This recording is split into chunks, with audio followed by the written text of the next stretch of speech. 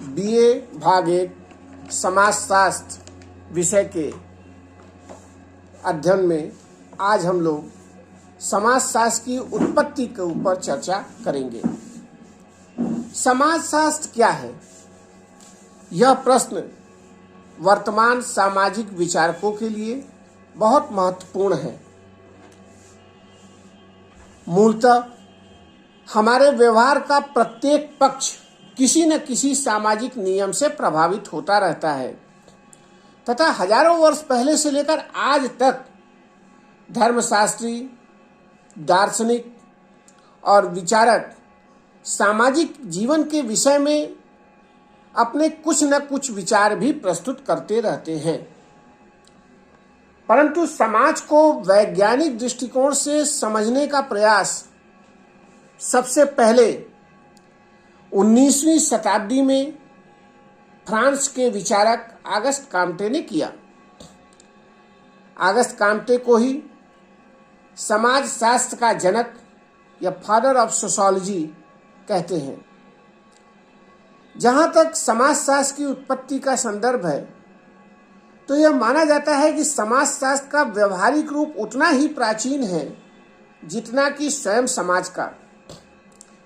इसके बाद भी आज हम जिस दृष्टिकोण के आधार पर समाजशास्त्र को समझने और विकसित करने का प्रयास करते हैं उसकी उत्पत्ति का इतिहास अधिक प्राचीन नहीं माना जाता। अन्य सामाजिक विज्ञानों जैसे अर्थशास्त्र, राजनीति शास्त्र, मनोविज्ञान, सामाजिक मानवशास्त्र, दर्शन शास्त्र तथा इतिहास की तुलना में समाजशास्त्र सबसे बाद में विकसित होने वाला विज्ञान है। विश्व के विभिन्न समाज एक लंबे समय तक धार्मिक विश्वासों तथा सामंतवादी राजनीतिक व्यवस्थाओं से प्रभावित रहने के कारण अपरिवर्तनशील बने रहे। यहां तक कि एक लंबे अंतराल के बाद 15वीं शताब्दी से कुछ ऐसी घटनाएं घटित होना प्रारंभ हुई जिनके प्रभाव से पश्चिम के समाजों की राजनीति, आर्थिक समाजों और उनकी सामाजिक दशाओं में परिवर्तन होने लगा। इनमें से 3 घटना सबसे अधिक महत्वपूर्ण है, जिसमें पहला पुनर्जागरण, दूसरा फ्रांस की क्रांति और तीसरा इंग्लैंड की औद्योगिक क्रांति है। पुनर्जागरण का अर्थ था फिर से जागना। व्यवहारिक रूप से जब कोई समाज अपने अधिकारों के लिए जागरूक बनने लगता है तब इसे हम पुनर्जागरण की दशा के रूप में जानते हैं। यूरोप में पुनर्जागरण 15वीं शताब्दी में इटली से प्रारंभ हुआ। इसके बाद वह यूरोप के अन्य देशों में फैला। मार्टिन लूथर द्वारा लिखी गई पुस्तक न्यू टेस्टामेंट से लोगों को ईसा के वास्तविक उपदेशों को समझने का अवसर मिला, जिससे धीरे धीरे पूरे यूरोप में परंपरागत विश्वासों की जगह तार्किक और मानवतावादी विचारों को प्रोत्साहन मिलने लगा।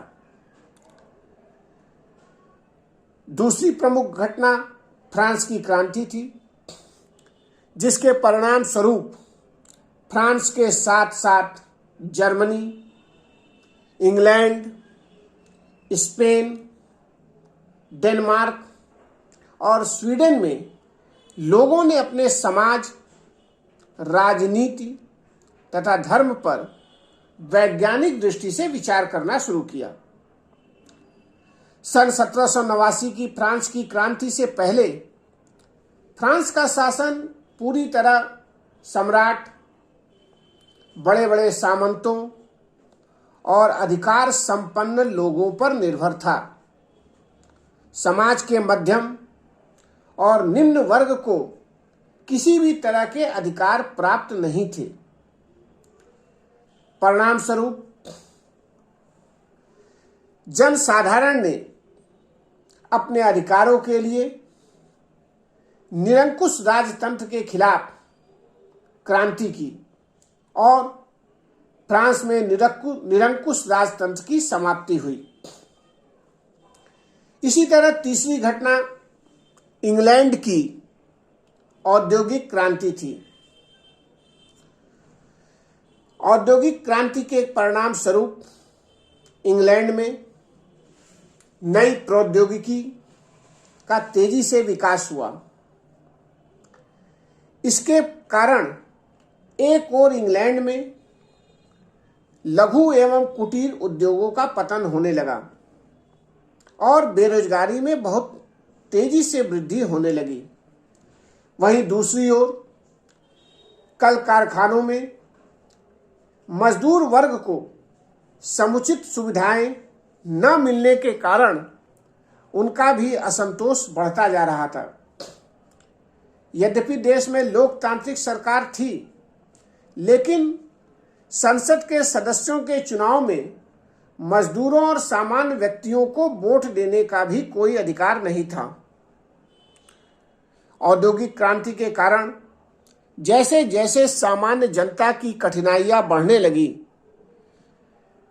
वैसे वैसे एक ऐसी सामाजिक आर्थिक व्यवस्था की मांग की जाने लगी जिसके अंतर्गत एक समताकारी व्यवस्था को प्रोत्साहन मिल सके।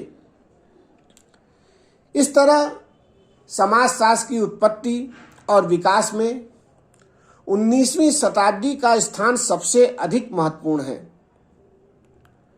वास्तविकता तो यह है कि फ्रांस की क्रांति और इंग्लैंड की औद्योगिक क्रांति से होने वाले राजनीतिक तथा आर्थिक उथल पुथल से यूरोप का आर्थिक ढांचा इतना तेजी से बदला कि उस समय के अधिकांश विद्वान एक नए सामाजिक विज्ञान के द्वारा इसे समझने के लिए अध्ययन पर जोर देने लगे। सेंट साइमन वह पहले विद्वान थे जिन्होंने 1824 में यह विचार रखा कि राजशाही और सामंतवादी समाज की तुलना में आज समाज का ढांचा इतना बदल चुका है कि इसका व्यवस्थित अध्ययन करने के लिए एक नए सामाजिक विज्ञान को विकसित करना जरूरी है। यहाँ तक कि जेम्स मिल, जो कि इंग्लैंड के एक प्रमुख अर्थशास्त्री थे, उन्होंने भी यह महसूस किया कि बदलती हुई दशाओं में एक ऐसे विज्ञान की आवश्यकता है जिसके द्वारा विभिन्न सामाजिक दशाओं का पक्षपात रहित अध्ययन किया जा सके। 19वीं शताब्दी के विद्वानों में फ्रांस के विचारक ऑगस्ट कांट ने अपने बहुत से रचनात्मक लेखों के द्वारा बौद्धिक जगत में एक सम्मानित स्थान बना लिया था। इसी कड़ी में कांट ने प्रारंभ में सामाजिक भौतिकी नाम से एक नए विषय की नींव रखी, जिसे बाद में उन्होंने समाजशास्त्र का नाम दिया। उन्होंने यह भी स्पष्ट किया कि प्राकृतिक विज्ञानों की तरह सामाजिक घटनाओं के अध्ययन का भी अवलोकन, वर्गीकरण और विश्लेषण वैज्ञानिक रूप से किया जा सकता है। इस प्रकार एक विज्ञान के रूप में समाजशास्त्र की उत्पत्ति में ऑगस्ट कांट की महत्वपूर्ण भूमिका थी। इसीलिए उन्हें समाजशास्त्र का जनक कहते हैं।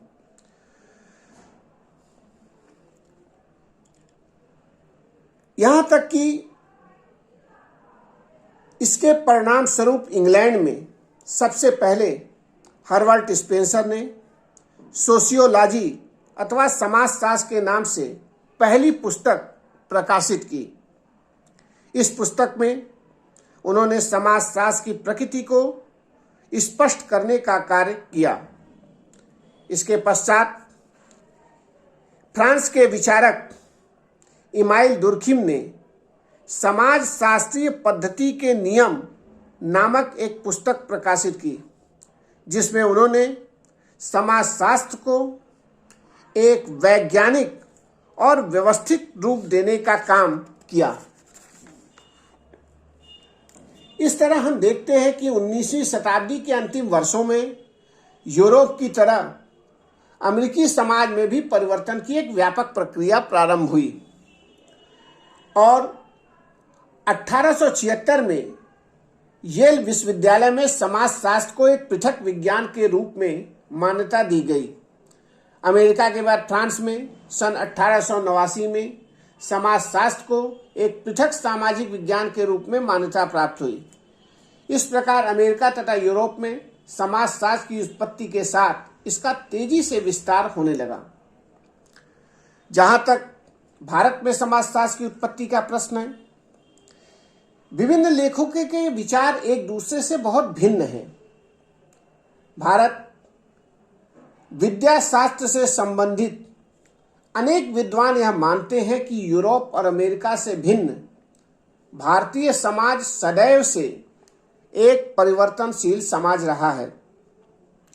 परिवर्तन के प्रत्येक युग में यहाँ बड़े बड़े ऋषियों, मनीषियों, संहिताकारों के नाम से विख्यात सामाजिक व्यवस्थाकारों ने व्यवहार के उन नियमों की खोज की जिनकी सहायता से यहाँ एक संगठित और समताकारी समाज की स्थापना की गई। परंतु 20वीं शताब्दी के प्रारंभ में जब भारत में एक नई शिक्षा व्यवस्था का प्रसार होना प्रारंभ हुआ, तब एक लंबे अंतराल के बाद अनेक विद्वानों और समाज सुधारकों ने सामाजिक जीवन के व्यवस्थित अध्ययन की आवश्यकता को महसूस किया। इसी कड़ी में सन 1919 में सबसे पहले बंबई विश्वविद्यालय में समाजशास्त्र के एक अलग विभाग की स्थापना की गई। इसके बाद मैसूर विश्वविद्यालय में सन 1920 में, लखनऊ विश्वविद्यालय में सन 1921 में तथा पूना विश्वविद्यालय में सन 1939 में समाजशास्त्र विभागों की स्थापना होने से इस विषय का तेजी से विकास होने लगा। इस तरह समाजशास्त्र की उत्पत्ति का संबंध मुख्य रूप से सामाजिक, आर्थिक और राजनीतिक व्यवस्था में परिवर्तित होने के कारण भारत में स्वतंत्रता के बाद इस विषय का महत्व तेजी से बढ़ने लगा और भारत में समाजशास्त्र की उत्पत्ति और विकास में पश्चिम के विद्वानों का भी विशेष योगदान था। धन्यवाद।